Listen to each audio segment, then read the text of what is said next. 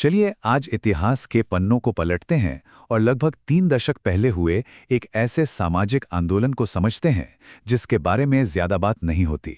ये कहानी है एकता की, एक बहुत बड़े संघर्ष की और अपने हक के लिए लड़ी गई एक लड़ाई की। तारीख थी 21 मार्च 1996 और जगह थी उत्तर प्रदेश की राजधानी लखनऊ। इस दिन यहाँ कुछ ऐसा होने जा रहा था जो इतिहास में दर्ज हो गया, एक उम्मीद बनकर और एक सबक बनकर। ये कहानी है एक पूरे के पूरे समाज की, जो अपनी एक मजबूत और बिल्कुल अटल मांग को लेकर एक साथ उठ खड़ा हुआ था। उनकी आवाज में एकता थी और मंजिल भी सिर्फ एक ही थी। तो चलिए इस कहानी की गहराई में उतरते हैं। ये जो धरना था, ये चढ़ार समुदाय के लिए एक बहुत ही निर्णायक मोड़ था। एक ऐसा दिन जब उन्होंने अपनी पहचान और अधिकारों की गूंज राजधानी तक पहुंचाने का फैसला किया। तो देखिए, इस आंदोलन की अगुवाई कर रहा था उत्तर प्रदेश का चढ़ार समाज संघ। उन्होंने लखनऊ के मशहूर बेगम हजरत महल पार्क को अपनी आवाज उठाने के लिए चुना। यहीं पर एक बहुत बड़ा प्रदर्शन और एक भूख हड़ताल का आयोजन हुआ और मकसद बिल्कुल साफ था, सामाजिक न्याय और बराबरी का हक हासिल करना। लेकिन ये सिर्फ एक दिन का प्रदर्शन नहीं था, नहीं, इसके पीछे पहचान और अधिकारों की एक बहुत गहरी और लंबी लड़ाई छिपी थी, जिससे ये पूरा समुदाय सालों से वंचित था।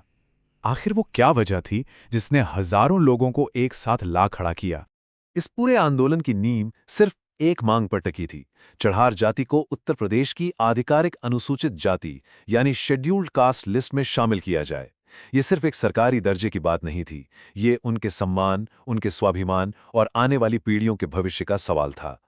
अब जरा ये समझते हैं कि इस सूची में शामिल होने का मतलब क्या होता है। देखिए, ये संविधान में उन समुदायों के लिए बनाया गया एक प्रावधान है जिन्हें ऐतिहासिक रूप से अफसरों से दूर रखा गया। इस लिस्ट में आने से उन्हें शिक्षा में, नौकरियों में आरक्षण जैसे फायदे मिलते हैं ताकि वो भी समाज में बराबरी पर आ सकें।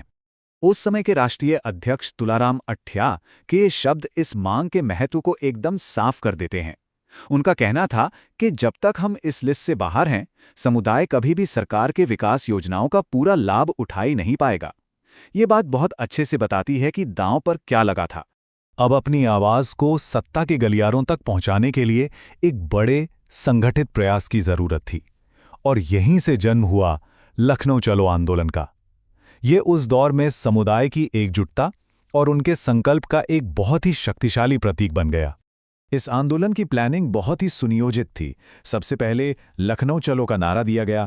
इसके बाद ललितपुर के तुवन मैदान में हजारों की भीड़ जमा हुई और फिर वहां से ट्रेनों के जरिए लोगों का एक हुजीम लखनऊ के लिए निकला, जहां उस ऐतिहासिक धरने की शुरुआत हुई। इस आंदोलन में जो बात सच में दिल को छू जाती है, वो है लोगों की प्रतिबद्धता। जो लोग आंदोलन में आ रहे थे, उनसे कहा गया कि वे कुछ दिनों के खाने पीने और रहने का इंतजाम खुद करके आएं। हर परिवार से कम एक व्यक्ति के आने की अपील की गई। मकसद सिर्फ भीड़ जुटाना नहीं था, बल्कि ये दिखाना था कि ये समाज अपने हक के लिए कितना दृढ़ और कितना एकजुट है।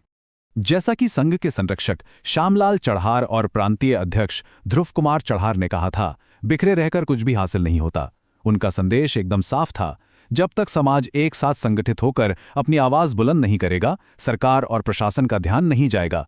एकता ही सबसे बड़ी ताकत थी। तो इतना बड़ा आंदोलन, इतनी जबरदस्त एकता और इतना त्याग, सवाल ही उठता है कि क्या ये आंदोलन अपने लक्ष्य तक पहुंच पाया? अब हम इस कहानी के सबसे अहम मोड़ पर हैं, वो सबक जो इस संघर्ष ने हम सबको सिखाया। लेकिन अफसोस की बात यह है कि कुछ समय बाद यह आंदोलन अपनी लय खो बैठा। समुदाय उस एकता को बनाए नहीं रख सका और इसका नतीजा ये हुआ कि उनकी जो मूल मांग थी, वो आज तक अधूरी है। वो लक्ष्य जिसके लिए हजारों लोग एक साथ आए थे, कभी हासिल नहीं हो पाया। और ये जो स्लाइड है, ये हमें सबसे बड़ा सबक सिखाती है। जब समाज संगठित होता है तो उसकी आवाज सुनी जाती है, वो बदलाव के लिए एक मजबूत ताकत बनता है। लेकिन जब वही समाज बिखर जाता है तो बड़े से बड़ा आंदोलन भी दम तोड़ देता है और मंजिल हमेशा दूर रह जाती है। तो अंत में ये कहानी एक बहुत बड़ा सवाल छोड़ जाती है। ये हमें याद दिलाती है कि अधिकार कभी थाली में परोसकर नहीं दिए जाते, उन्हें संगठित होकर, एकजुट होकर जीतना पड़ता है। सोचने वाली बात यह है कि इस 30 साल पुराने संघर्ष की कहानी आज के दौर में न्याय और हक की लड़ाइयों के लिए क्या सबक देती है।